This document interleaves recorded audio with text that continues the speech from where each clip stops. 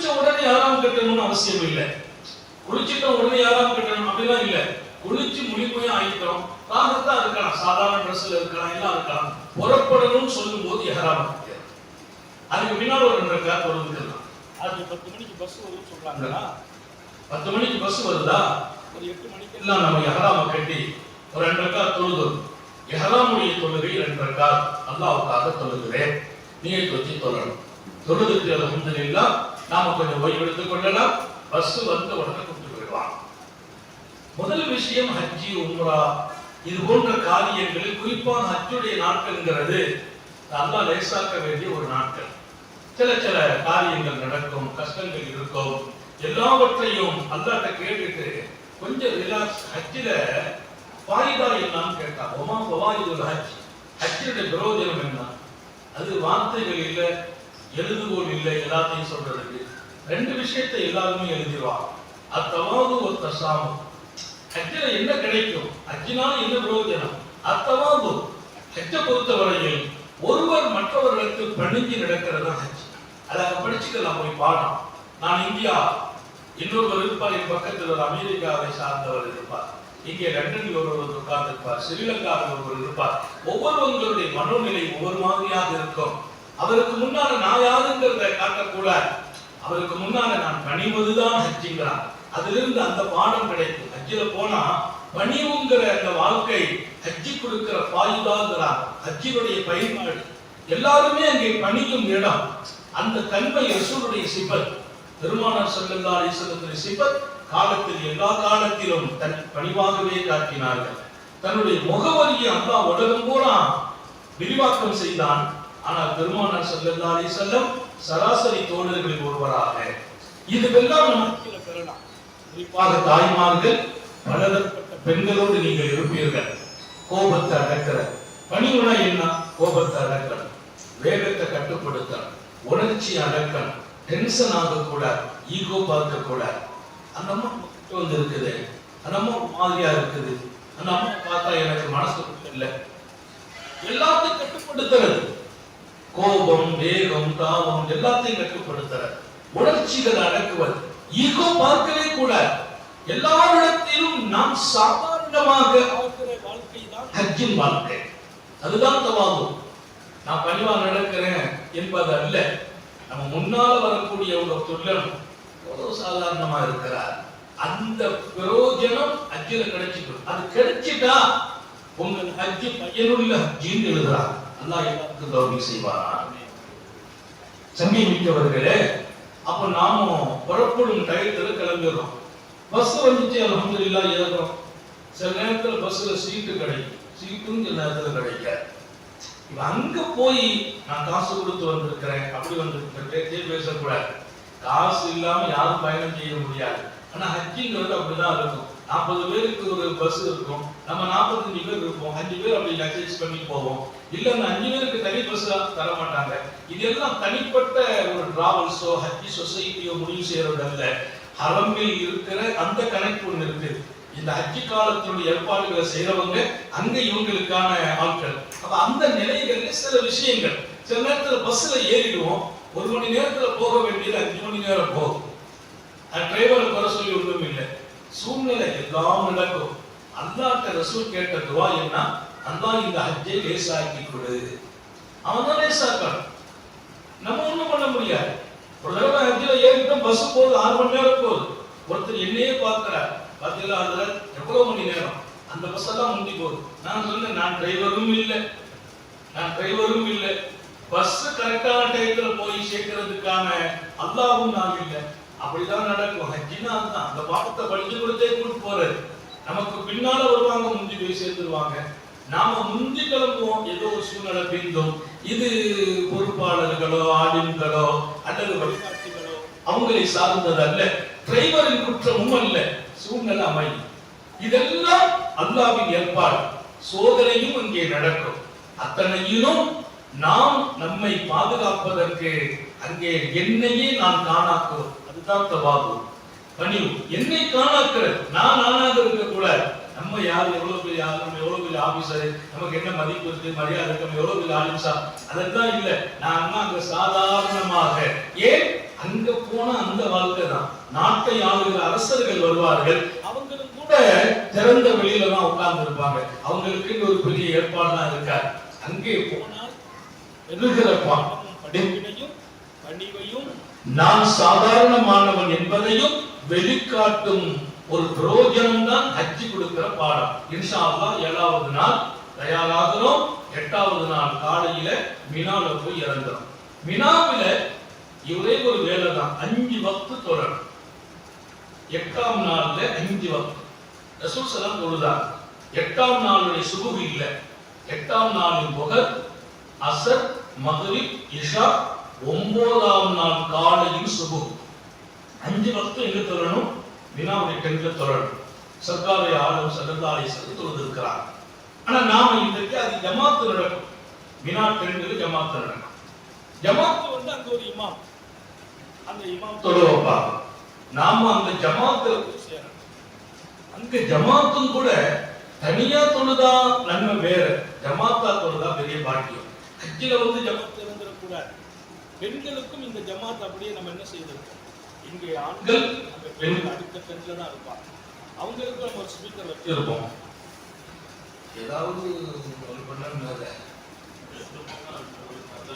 மக்கால வந்தாதான் சேட்டை பண்ணுறதுன்னு அங்கேயும் பண்ணிட்டே இருக்குது.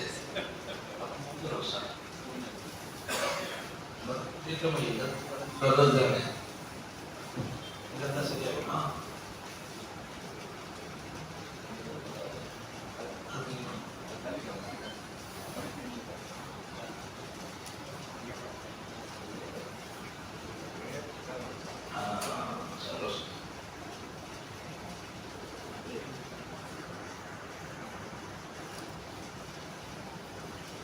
அங்க ஜமாத்துக்கு ரொம்ப முக்கியத்துவம். நான் ஜமாத்துக்கு மினாவில் தொடரணும்னா தாய்மார்கள் எல்லாருக்கும் ஏதாவது அப்படின்னா இது வெறும் பயான் இல்லை, ஒரு பாடம். நீங்க அப்படியே படிச்சுக்கணும். அங்க தொடரணும் அப்படின்னு சொன்னா 12:15 மணிக்கு அங்க வாங்க சொல்லணும், தொழுகிறாங்க. 10 நிமிஷத்துல ஜமாத்து நடக்கும். ஆனா நீங்க தயாராகிறது 10 மணிக்கு 10:30 மணிக்கு மேல தயாராகணும். ஏன்னா பக்கத்துலதான் பாத்ரூம் இருக்குது. பாத்ரூம் பக்கம், பாத்ரூம்ல இருந்து நீங்க போயிட்டு உதவு செய்துட்டு இந்த டென்ட்டுக்கு வர்றதுக்கு 1/2 மணி நேரம் ஆகும், 1 மணி நேரம் ஆகும். பாத்ரூம் என்ன பக்கம்னா இதுதான் பாத்ரூம், இதுக்கு அடுத்து பாத்ரூம், அவ்வளவுதான். டென்ட் இருக்குதுன்னா ஒவ்வொரு டென்ட்டையும் சுத்தி பக்கத்துல பாத்ரூம் இருக்கும். அங்க போனா ஒரு 10 பேர் நமக்கு முன்னால நிற்பாங்க. அந்த 10 பேர் யாருன்னா அவசரமா யூரின் போறவங்க மட்டும் இல்ல, ரெட்டின் போறவங்க நிற்பாங்க. இதுல சில பேர் நமக்கு முன்னால போய் உள்ள போய் குளிச்சுட்டு நிற்பாங்க. நம்ம யூரினுக்கு காத்து நிற்போம், அவர் குளிப்பார். குளிக்கிற இடமான்னு நான் கேட்க முடியாது. அவர் போனவொன்னு யாராவது நீதிக்கு மேல போடுறாரு, பாத்ரூமுக்கு மேல போட்டாருன்னா நம்ம புரிஞ்சுக்கிறோம் ஆசாமி குளிக்க போறாருன்னு அர்த்தம். அந்த போனவொன்னு துணியை கண்டு மேல போடுவார், குளிக்க போறாருன்னு அர்த்தம். அவர்கிட்ட போய் நான் யூரின் போயிட்டு வரேன்னா விட மாட்டார். அவர் குளிச்சுட்டு 20 நிமிஷம் கழிச்சு வெளியே வருவார். அதுக்கு பின்னால நான் போகணும். எனக்கிட்ட வந்து ஒருத்தர் கையை காட்டி நான் ரொம்ப அர்ஜென்ட் சுகருக்காக என்ன விட்டுருக்கேங்கிறார். எனக்கு முன்னால போனவர் 20 நிமிஷம் நின்றாரு, இவர் எனக்கு பின்னால வர்றவர் தான் ரொம்ப அர்ஜென்ட்ங்கிறார். அப்போ நாம அந்த இடத்துல எதையும் பேணணும். நம்ம நின்று அவரை விட்டோம், யார பின்னால வந்தவர் அவரால் முடியல. இதுவெல்லாம் ஹஜ்ஜிலே நமக்கு அல்லாஹ் கொடுக்கிற பெரிய பெரிய படிப்பினைகள். இதுக்கு நான் சொல்வது அட்வான்ஸா தயாராகணும். நாம் தயாராகுவது 12 நாளுக்கு முதல்னா நம்ம ஊர் மாதிரி போய் தயாராகிறது இல்ல, முன்னதாக தயாராகிடணும். இன்ஷா அல்லாஹ் நுகர், அஸர், மக்ரிப், இஷா சுபுஹ் தொழணும். ஆனா அந்த வாய்ப்பு கிடைக்காது. ஏன்னா மறுநாள் அரஃபாத்துக்கு போகணுங்கிறதுனால ராத்திரியே புறப்பட சொல்லுவாங்க. இன்னைக்கு நம்ம அது பெரிய தவறாலாம் கருத முடியாது, சூழ்நிலை. ராத்திரி சொன்னா நம்ம இரவுல அரஃபாத்துக்காக தயாராகிறோம். 8ஆம் நாள் வினா, 9ஆம் நாள் அரஃபாத். இந்த பாடம் ஒரு தடவை இல்லை, நடத்திக்கிட்டே இருக்கும். இன்ஷா அல்லாஹ் சென்னைக்கு வந்த பின்னாலும் நடத்துவோம், மக்கால வந்து நடத்துவோம். இவ்வளவு பாடம் நடத்தின பின்னாலும் அங்க வந்து சந்தேகப்பட்டுக்கிட்டே இருக்கும். அதனால ஒவ்வொரு முறையும் நடத்தும் போது நீங்க கவனமாக உள்வாங்கி கொள்ளணும். மீனாவில இருந்து அரஃபாத்துக்கு போறோம், காலையில கொண்டு அரஃபாத்துல இறக்கிறோம். அல்ஹம்துலில்லாஹ் அரஃபாவுல டென்ட் போட்டிருக்கிறாங்க. முன்னாடி டென்ட் இல்ல, கொஞ்சம் டென்ட் போட்டிருக்கிறாங்க. கொஞ்சம் குளிர்சாதன பெட்டிகள் எல்லாம் வச்சிருக்கிறாங்க. ஏர் கூலர் இருக்குது, ஏசி இருக்குது, எல்லாம் இருக்குது. அதை தாண்டி ஏர் கூலர்ல இருந்து கூல் வராது, ஹீட் வரும். அவ்வளவு வெயில் இருக்கும். எதுக்கு நீங்க தயாராகணுங்கிறத சொல்ற, பயம் காட்டுறது இல்லை. அதையெல்லாம் தாண்டி அந்த கூலிங் எல்லாம் இல்லாம அந்த அரபா மைதானம் கொடுக்கிற மகிழ்ச்சி இருக்கு பாருங்க, அவ்வளவு பெரிய மகிழ்ச்சி. அல்லாஹ்வும் ரசூலும் நம்மை பொருந்திக் கொள்கிற இடம் புனிதமான அரபா. அல் ஹஜ்ஜு அரபா நாங்க சொல்லலாம். ஹஜ் என்பது அரபா நாங்க சொல்லணும். ஹஜ்ஜினாலே அரபா. அரபாவுல போய் உட்கார்ந்துட்டோம்னா நம்ம ஹஜ்ஜு செய்துட்டோம்னு அர்த்தம். அந்த அளவுக்கு அந்த இடத்திற்கான மதிப்பை சொன்னார்கள் முகமது ரசூல் ஸல்லல்லாஹு அலைஹி வஸல்லம். அங்க உள்ள டைம் காலையில 12 மணி அரபாவுடைய நேரம், மாலையில 6 மணி வரை. 12 மணிக்கு துவங்கி 6 மணி வரைக்கும் அந்த நேரம் இருக்கும். இந்த டயத்துல நம்ம அங்க இருக்கணும். இப்போ காலையில அரபாத்துல குளிக்கிறது ஒரு சுன்னத்து இருக்கு. அரபா மைதானத்துக்கு போனா குளிக்கணும். குளிக்கிறது சுன்னத். அது நம்ம வீட்டுல குளிக்கிற மாதிரி எல்லாம் குளிக்க முடியாது. பெண்களுக்கு அந்த வாய்ப்பு கிடைச்சா பயன்படுத்தலாம், இல்ல விட்டுறணும். அது வாய்ப்பு குறைவா இருக்கும். நாமும் அங்க போகும்போது அங்க எங்கனையாவது ஒரு பைப் வந்துகிட்டு இருக்கும், உதவு செய்யற பைப்பு, ஒரு சின்ன பக்கெட்டை கொண்டு போய் அதுல 100 பேர் உதவு செய்ய நிற்பாங்க. நம்ம சிரமம் கொடுக்க கூடாது, கொஞ்சம் முந்திடும். காலையில ஒரு 9 மணிக்கு 10 மணிக்கு எல்லாம் போனா அது ஃப்ரீயா இருக்கும். டக்குன்னு ஒரு பக்கெட்ல தண்ணி எடுக்கணும், ஒரு 4 சொக்க மேல ஊற்றணும், முடிஞ்சு போச்சு. அந்த சுண்ணத்து நிறைவேறிடும். அங்க போய் நின்று சோப்பு தேய்ச்சி குளிச்சுக்கிட்டு அதெல்லாம் ஒப்பேறாது. ஒருத்தர் சோப்பு தேய்ச்சி குளிச்சுட்டு அதுக்கு பின்னால் என்ன சாம்பு தேய்க்கணுங்கிறார். இதெல்லாம் இவ்வளவு இடமா இருக்கு. சாம்பு தேய்ச்சோம்னா அந்த சாம்பு பூரா கரையிறதுக்கே தண்ணி இருக்குங்க. சும்மா ஒரு 1/2 பக்கெட் தண்ணி, ஒரு பர்க்கத். ரசூலை கரீம் குளிச்சாங்க ஸல்லல்லாஹு அலைஹி வஸல்லம். அதனால ஒரு 2 பக்கெட் அள்ளி மேல ஊத்திட்டு அரபாத்துல அல்ஹம்துலில்லாஹ் நம்ம இஹ்ராம் துணிய எக்ஸ்ட்ரா ஒரு துணி வச்சுக்கிறோம். நம்ம இந்த உடுத்துட்டு போன துணியோட குளிச்சிட்டோம்னா மாத்திரத்துக்கு ஒரு துணி எங்க மினா டென்ட்ல இருந்து மினா டென்ட்டுக்கு ஒரு லக்கேஜ் கொண்டு போவோம். அதை லக்கேஜ் வந்து நாங்க வச்சிருந்தோம். அங்கிருந்து அரபாத்துக்கு பயணமாகிற போது அதை விட ஒரு சின்ன லக்கேஜ், ஒரு கைப்பெட்டு தான். அதுல அந்த ஒரு மாத்து துணியும் முஸ்தலிஃபால போய் படுக்கிறதுக்கு ஒரு பெட்ஷீட் ஏதாவது கையில வச்சு தரணும். அவ்வளவுதான். லக்கேஜை குறைச்சோம்னா ஒரு கட்டங்கள்லாம் நடக்க வேண்டியது வரும்.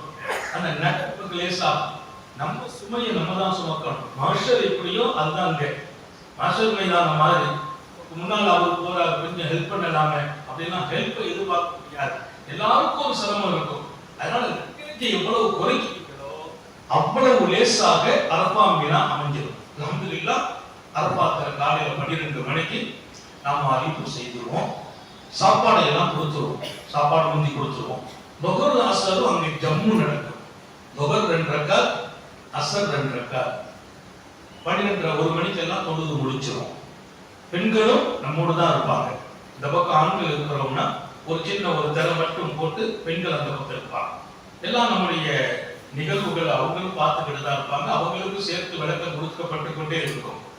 அல்ஹம்துலில்லாஹ் ஒரு 12 1 மணிக்கு மேல திக்ர் மஜ்லிஸ் எல்லாம் நடக்கும்.